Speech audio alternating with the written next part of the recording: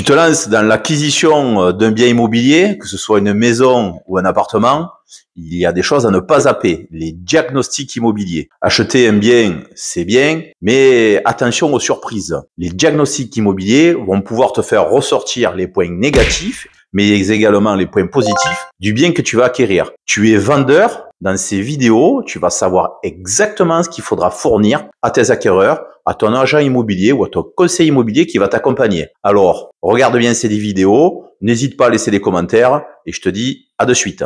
Alors, on va commencer par le DPE, le diagnostic de performance énergétique, et on a Pascal qui va nous expliquer un petit peu à quoi cela consiste. Bonjour, Pascal Thibault, Diactype Immobilier. Donc le DPE, c'est le diagnostic performance énergétique qui est obligatoire pour toutes les ventes et locations depuis le 1er juillet 2011. En quoi consiste le DPE et comment tu réalises ton diagnostic? Le DPE consiste à faire un peu le contrôle technique de votre maison, savoir les dépenses énergétiques qui peuvent être liées à l'isolation, à la structure de la maison. Alors pour réaliser le DPE, on cherche la structure de la maison, donc les murs, le plafond, le plancher, savoir l'isolation. Suivant les années où lesquelles la maison a été construite, il y a des RT 2012, RE 2020, qui donnent de bonnes indications sur l'isolation du bien. Donc, en fonction des années, on sait que tel bien a été isolé de telle ou telle manière. Oui, tout à fait. Et au plus on se rapproche de 2025, au mieux les bâtiments qui ont été construits, les maisons qui ont été construites, qui se rapprochent de cette année-là, sont mieux isolées. La dernière norme au niveau de la construction, c'est la RE 2020. Alors concrètement, comment tu vas faire pour faire ce diagnostic du DPE? Qu'est-ce que tu vas prendre en compte en premier? En premier, je vais prendre la surface de référence. C'est nouveau, ça a changé depuis le 1er juillet 2024. C'est-à-dire qu'on prend toutes les pièces de vie, chauffées ou non. C'est-à-dire qu'une buanderie qui ne va pas être chauffée ou quoi va faire partie du DPE. Des pièces qui ne sont pas déclarées, c'est-à-dire garage aménagé, comble aménagé, tout ça, va faire partie maintenant de la surface de référence, alors que ce n'était pas le cas jusqu'à l'année dernière. On commence par prendre la surface des murs. D'accord. De tous les murs déperditifs, c'est-à-dire qui donnent soit sur l'extérieur, soit sur un local non chauffé. Tous les murs qui donnent sur un voisin, un local chauffé ou quoi, ne sont pas déperditifs, donc on peut les mettre, mais on n'est pas obligé de les mettre. C'est pour ça qu'on peut se retrouver dans un DPE, une maison avec 2 ou 3 murs. C'est pas que le diagnostiqueur a oublié les murs, non, je préfère le préciser, c'est que c'est des murs qui sont non déperditifs. D'accord, donc on a moins de ponts thermiques, c'est ça ou pas? Oui, les points thermiques se calculent après en fonction aussi tout à fait du plancher, du plafond, et les ponts thermiques donc des menuiseries. Donc effectivement, je mesure toutes les menuiseries, les surfaces des menuiseries, je les décris, c'est-à-dire si c'est en bois, en métal, en PVC. J'analyse le vitrage, simple vitrage ou double vitrage, et si c'est le cas d'un double vitrage, j'ai un petit appareil qui me sert à mesurer la lame d'air. D'accord. Et aussi savoir s'il y a une couche émissive. C'est-à-dire c'est une petite feuille de métal, on va dire, qui est transparente, qui amène plus de résistance l'été à ce que la chaleur rentre dans la maison et l'hiver que la chaleur sort de la maison. C'est du vitrage renforcé? C'est du vitrage renforcé. D'accord. Après, depuis 2006, à savoir que tous les doubles vitrages ont de l'argon et du crypte. Dans ton DPE, tu mets aussi l'orientation où se situe la fenêtre, c'est le nord, sud, est, Oui, ouest? tout à fait, oui.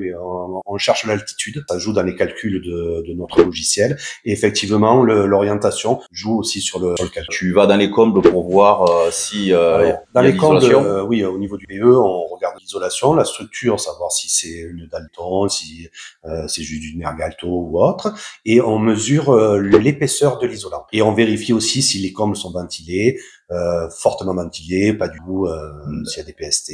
Plaque sous tuile, donc peut-être plaque amiantée. Ça rentre dans un autre diagnostic. Ça rentre dans un autre diagnostic, c'est une autre visite des combles. Donc ça, on le verra un petit peu plus tard. Tu regardes aussi l'épaisseur des murs et quelle typologie de produit a été mis pour l'isolation? Alors, l'épaisseur des murs, donc on le mesure. Après, donc suivant les années, on sait à peu près en quelle structure c'est fait. Après, on peut demander aussi au critère des factures, d'enseignement. On cherche à savoir s'il y a un isolant. Il y a 2 méthodes, donc on peut faire par l'année de construction, par les RT. Mais bon, des fois, les personnes ont fait leur maison, eux, et ils ont isolé, souvent même mieux que ce qui est demandé. Donc là, c'est intéressant d'avoir des factures ou essayer de sonder les murs Moi, ce que je fais, j'essaie de sonder les murs en passant, en démontant une prise électrique. Souvent le plus facile, on fait un petit trou, ça ne se voit pas, et on a quelque chose quand même de plus précis. D'accord, donc comme ça peut te permettre de voir si c'est de la laine de verre, laine de roche, du polystyrène ou... Oui, je vais le sentir au niveau de la texture, mais ça ne rentre pas dans le calcul. Dans le calcul, on me demande juste l'épaisseur. Donc on peut pas savoir si, par exemple, si on a 10 centimètres d'épaisseur d'isolation, que ce soit laine de verre, laine de roche ou polystyrène, on peut pas connaître le R, donc c'est celui qui... Non, c'est vrai que ça, j'en ai discuté d'ailleurs avec un ami qui fait de l'isolation, du placo, et donc il isole. Et effectivement, il me disait que 10 centimètres de laine de verre pouvait avoir un R, une résistance différente. Mais nous, on nous demande juste l'épaisseur. Ou si on a la facture, avec le R, on peut rentrer le R. C'est très rare. Après, donc, il y a le chauffage, la climatisation réversible, il peut y avoir une chaudière, il peut y avoir un poêle à bois, et essayer de répartir les pièces qui sont chauffées par ces différents générateurs. Alors, j'ai vu une petite particularité. Si toutefois on avait une chaudière au fioul, mais que l'on a installé une climatisation réversible, bien qu'on n'utilise pas la chaudière au fioul, elle rentre en ligne de compte dans ton diagnostic. Oui, tout à fait. Donc elle te pénalise en fait. Souvent, les personnes mettent des pompes à chaleur air réversible et ils n'enlèvent pas leur radiateur. Du chauffage central qui est au fioul à la base. Oui, ou le radiateur électrique qu'ils avaient avant, tout simplement. D'accord. Et automatiquement, on est obligé de compter les radiateurs électriques aussi en 50-50 en fait. D'accord. Et ce qui pénalise, ce qui est dommage. Donc alors ce qui pénalise, ouais, même au niveau... si le propriétaire nous dit mais on s'en sert plus, alors il faut les enlever. Donc voilà, donc le conseil que tu donnerais, c'est que si vous installez des clims réversibles et que derrière il y a une vente à faire, s'il y a des radiateurs type grille-pain, c'est de les enlever complètement, ouais, tout à fait, afin d'avoir la réelle note.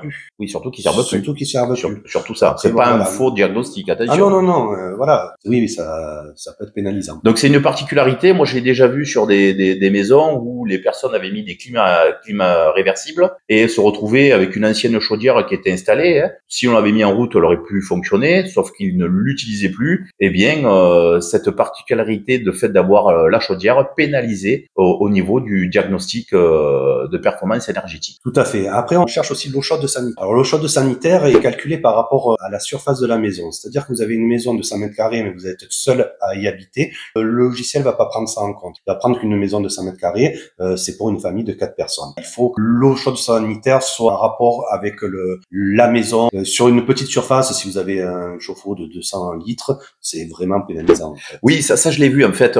Souvent, on se retrouve avec des petits biens de 30-40 mètres carrés avec des ballons d'eau chaude parce que le propriétaire à l'origine a dit voilà, moi j'ai un ballon, je le mets, il fait 300 litres. Sauf que les 300 litres pénalisent. La surface est petite, c'est pas en corrélation. Ça. Bon, ça c'est vraiment à prendre en compte. Si vous faites de la rénovation également, c'est vraiment de proportionner votre chaudière en fonction de la taille de votre bien. Donc ça c'est vraiment à prendre en compte et ce qui vous permettra d'avoir, bon, on va dire une lettre qui soit appropriée en fonction de la taille et de la production d'eau chaude et du nombre de personnes de la pièce. Du fait, on n'a pas parlé des lettres, donc il faut savoir que du 1er janvier 2025, toutes les notes qui sont en EFG bloquent la vente et il faut réaliser un audit énergétique derrière. C'est un DPE un peu plus appuyé en donnant 2 scénarios de rénovation afin, le premier scénario, de sortir de la passoire énergétique, gagnant au moins 2 lettres. Et le deuxième scénario, c'est se retrouver en lettre A.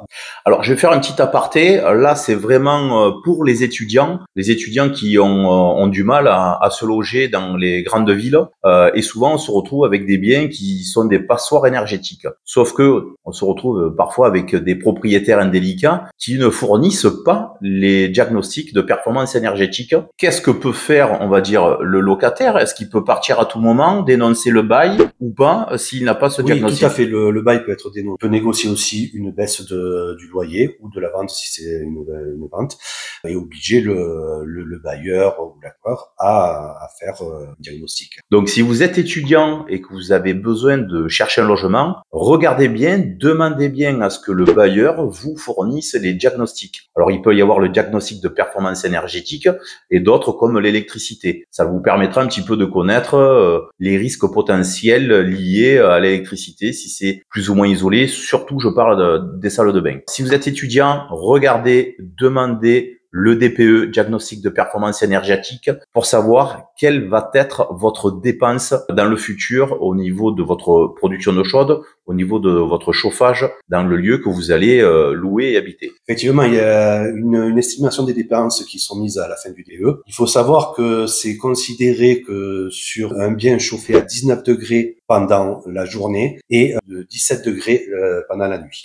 Donc on rappelle que la référence qu'il y a pour avoir les lettres A, B, C, D, E, le législateur est parti sur une base de 19 degrés pour chauffer la journée et de 17 degrés la nuit. Donc les personnes qui achèteraient une maison et qui chaufferaient à 20, 21 et qui se disent oui, je dépense plus que ce qui a marqué sur le diagnostic. 1 degré, ça fait un peu entre 6 et 7% d'augmentation. Sachez une chose, voilà, 19 degrés pour chauffer en journée, 17 degrés pour chauffer la nuit. Voilà les barèmes qui sont préconisés par le législateur. Je pense qu'on a fait le tour du DPE. Oui, je pense que c'est pas mal. Si cette vidéo t'a plu, n'hésite pas à me laisser un commentaire si tu as des questions. N'oublie pas de t'abonner, de partager, de cliquer sur la petite cloche pour recevoir toutes les notifications et les vidéos futures à venir. Allez, sur ce, je te dis à bientôt, à une prochaine vidéo. Ciao, ciao!